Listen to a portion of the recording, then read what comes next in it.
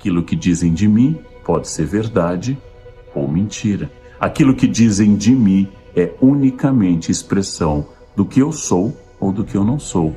Se disseram que eu sou agressivo, que eu sou irritadiço, e eu sou, as pessoas me conhecem. Não há por que ficar mais irritado ainda. E se eu não sou, elas não me conhecem. Logo, porque eu ficaria irritado. Dizem que eu sou lento ou dizem que eu sou tomado, por exemplo, de avareza. Eu vou refletir, eu sou lento, eu sou avarento. Se elas estão dizendo a verdade, eu concordo. Nossa, você me viu. Se eu não estou sendo julgado com precisão, eu vou dizer, interessante, não consegui ainda me mostrar ao mundo. Ou é uma calúnia, ou é a expressão da verdade. Por que ficar irritado? A irritação é sempre prova no estoicismo de falta de sabedoria. A irritação é um desequilíbrio, uma inquietude que mostra que você ainda não se conhece, você não sabe quem você é e que a sua paz não lhe pertence, mas pertence ao mundo. Assim, o mundo pode permanentemente tirar a sua paz. A qualquer instante, o mundo pode chegar lá e dizer algo ou fazer algo e você perde completamente o controle. Para o cristianismo, é uma falta de capacidade e imitação do mestre, sempre manso e humilde de coração. Para o budismo, é uma exacerbação do eu. Eu acho o meu eu central e a ilusão do eu faz com que eu ache que todas essas coisas acontecem por minha causa. O budismo recomenda que eu evite o ódio, porque eu vou ter que entender, a ignorância é uma das grandes pragas contra as quais o budismo luta, eu vou ter que entender que eu não sou senhor de tudo. Eu posso sentir a dor de ter chutado uma pedra, posso sentir a dor de ter sido insultado, mas não posso transformar isso em ódio, porque o ódio aumenta a ignorância, ele é fruto da ignorância, e o ódio aumenta a fixação do meu eu, especificamente do meu eu vaidoso, que se acha possuidor de virtudes e que não pode ser atacado. Existe uma chance de uma rebeldia, uma ira santa? Sim. A própria história do cristianismo trata muito dessa justa indignação contra uma injustiça social, contra uma violência, contra um ato de terrível engano sobre um inocente. Eu posso com voz firme denunciar, eu posso vir a público fazer como Jesus fazia com os fariseus. Ai de vós, hipócritas, sepulcros caiados de branco, vocês cobram dos outros aquilo que não são, vocês são absolutamente incoerentes, ou dos saduceus ricos, indiferentes aos pobres. Jesus condena os dois, mas Jesus não é atacado de ira. Jesus apenas corrige moralmente e indica que essas pessoas estão equivocadas. A cena mais fora desse padrão está contida apenas em um evangelho, que é a expulsão dos vendilhões do templo. É difícil explicar essa cena, mas Jesus vira a mesa dos vendedores. Um biógrafo de Jesus lembra que ele sobe ao templo desde a juventude, que lá estava ele aos 12 anos, perdido no templo e olhando desde a juventude aqueles homens que dentro do templo negociavam moedas, vendiam aves para as ofertas e sacrifícios e enriqueciam dentro do espaço sagrado, onde deveria haver apenas oração ao seu Pai, ao Pai de Jesus. Então Jesus vira as mesas e tem um ataque de uma ira um pouco mais complicada para explicar, mas é a ira de Jesus virando as mesas. Quando se trata dele mesmo, quando ele não está defendendo as coisas do Pai, mas ele próprio é atacado, chicoteado, coroado de espinhos, humilhado, cospem na cara dele, ele não reage, ele não se desespera, não vira a mesa, não usa do seu poder. Diante da ira de Pedro que corta a orelha do centurião no horto, Jesus vai lá e cola essa orelha. Diante do seu traidor, comendo com ele na última ceia, ele não insulta Judas, ele apenas diz que ele deve fazer logo o que tem de fazer e Judas se retira.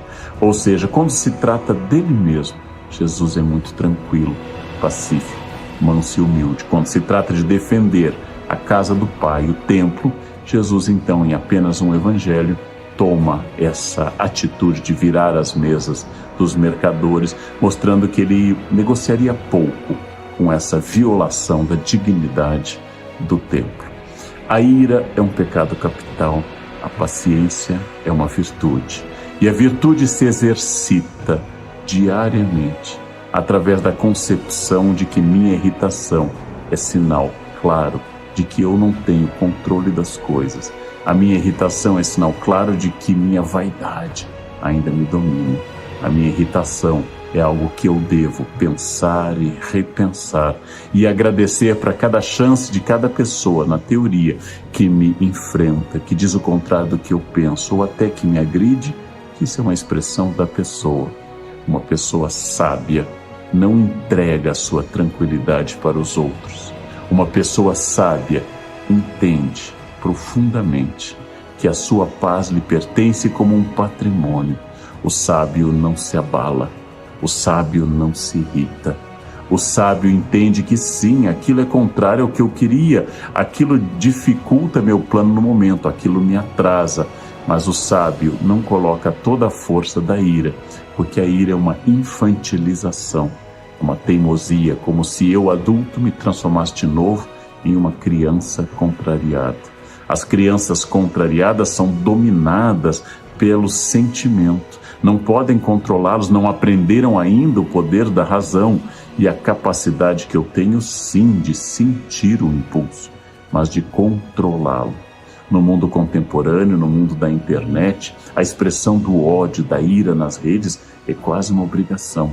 As pessoas são afogadas nesse senso violento, irado, são muito pouco pacientes, julgam rapidamente e, protegidas pelo anonimato da internet, lançam seus ataques constantes e irados sobre o mundo. Cabe às pessoas equilibradas não darem alimento, como se diz na internet, para os trolls, ou seja, ao não responder no mesmo tom, ao não aceitar a provocação, eu acabo dizendo então que eu não vou alimentar a sua raiva, porque esta sua ira é sua, é um código seu, é uma gramática sua, é uma energia que lhe pertence.